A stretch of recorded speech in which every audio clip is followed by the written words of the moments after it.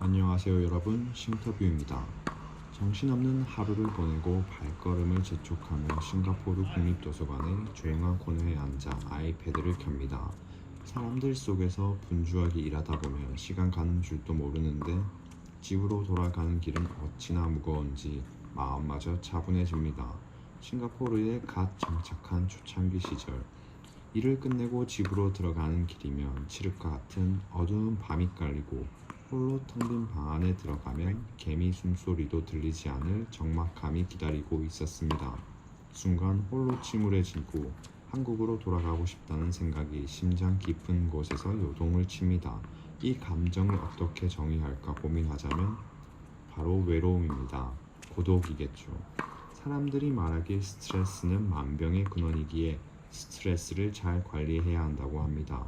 제가 정의하는 스트레스란 자기 스스로가 통제하지 못하는 상황으로부터 오는 압박감입니다.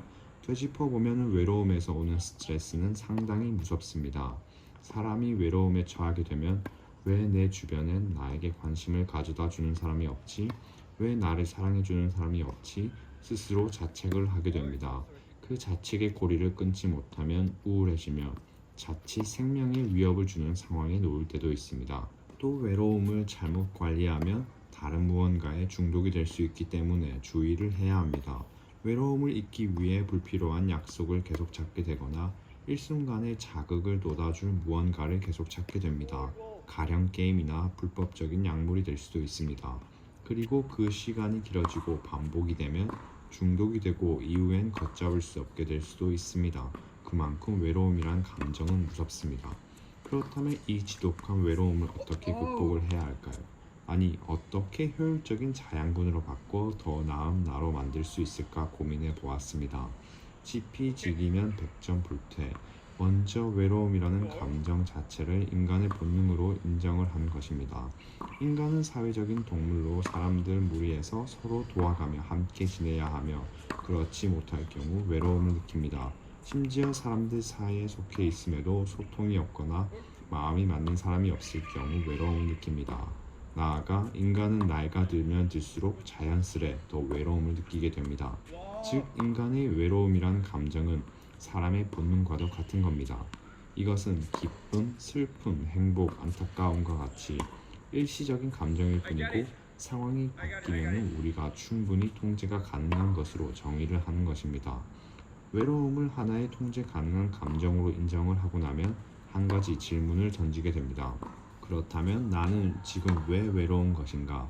내가 외로움을 느끼는 이유에 대해 스스로에게 솔직히 물어봅니다. 무엇 때문에 나는 외로움을 느끼고 있는 것인지, 만약 내 주변에 대화할 상대가 있다면 너무도 쉽게 사라지는 단순한 감정의 기복이 아닌지, 아니면 무거운 고민거리가 있는데 고민을 털어놓을 마음이 맞는 친구가 없는 것인지.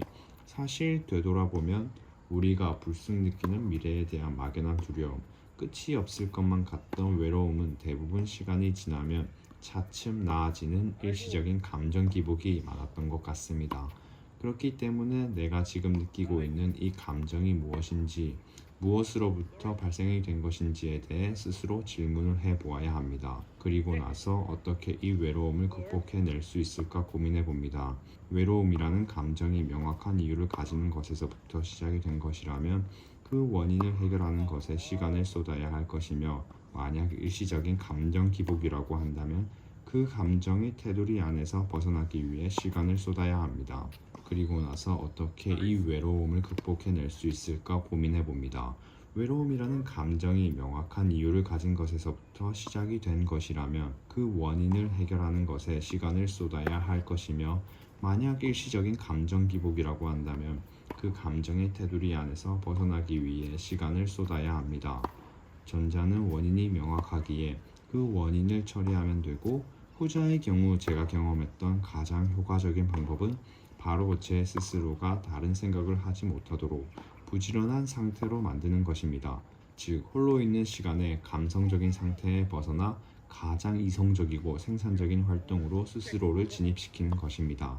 예를 들어 운동이 있습니다. 집에 들어오면 감성적인 상태에 머무를 틈도 없이 옷을 갈아입고 바로 운동을 하러 헬스장에 갑니다. 운동을 할 땐 도파민이 분비되어 감정의 기복이 얕아지고 정신없이 땀을 빼고 나면 건강한 성취를 이뤄낸 만족으로 오히려 기분이 한껏 고치가 됩니다.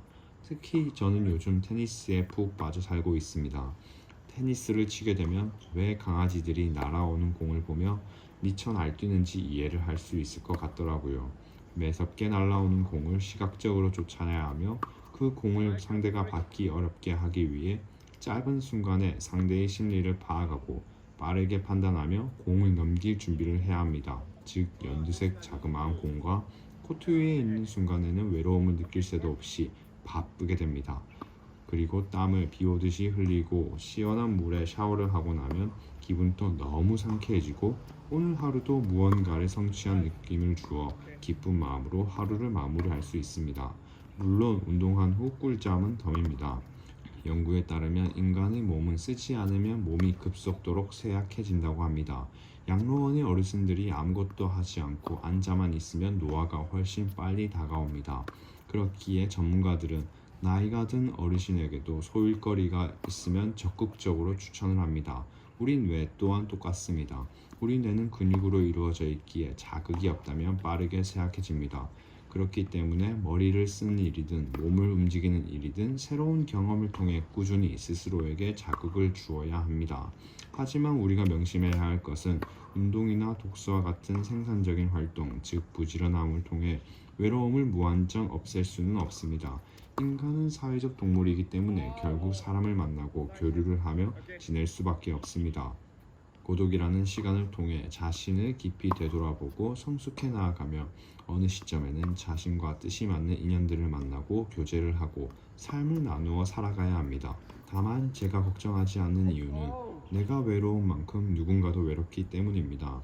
우리는 충분히 주변에서 나와 같은 생각을 가진 사람을 만날 수 있으며 경험을 공유하며 그들을 통해 새로운 우리들의 모습을 발견할 수 있다고 믿기 때문입니다.